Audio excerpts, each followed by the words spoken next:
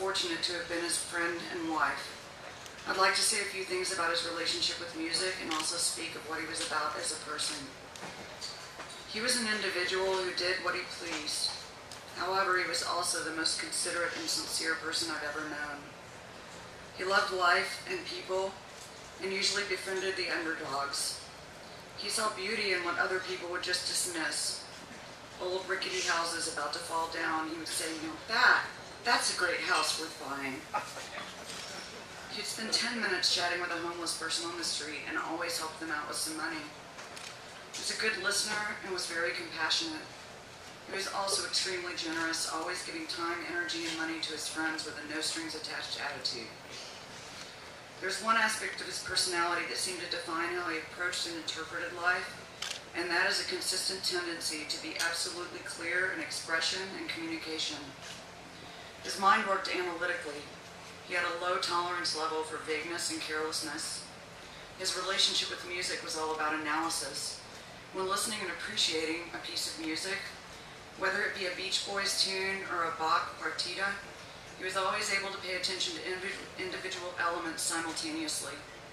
Harmony, rhythm, melody, meter, etc. I believe this is why he loved working in the studio producing records. He spoke a lot about John Fry teaching him how to do work in the studio and how he enjoyed playing around with the different elements. The one thing he was absolutely proud of was producing the Cramps records. He would play them at home and talk about the experience. He was also quite proud of the Detroit garage band, the Gories, both his work with them and the band itself. He was very excited for them now that they were playing shows again. At home in New Orleans, Alex lived a simple and relaxed life. He watched a lot of TV while fooling around on keyboard and guitar. We played music together, both classical and pop. He rode around town on his bike and loved to strike up conversation with whoever he came across. For the past 3 years, when I've lived with him, he listened and played classical Baroque music, Scott Joplin rag tunes, and 60s pop music.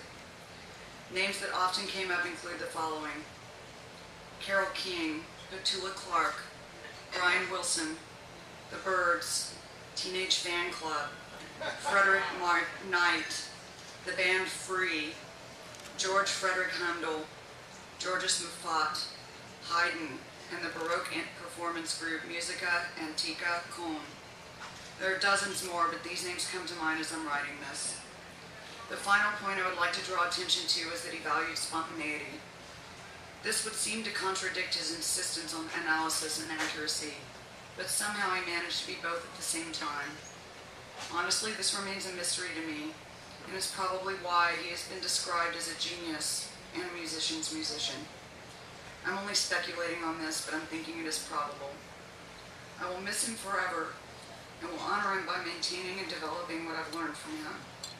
Compassion, spontaneity, honesty, directness, generosity, an excellent listener, and enthusiasm about what life has to offer.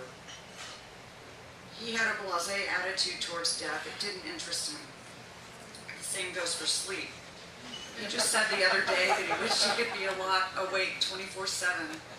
Life was too interesting and he didn't want to waste it sleeping. I laughed at that, but I knew he was serious. On that note, I need to end this little essay and go take a nap. Here's what Alex would say. Night, Shug.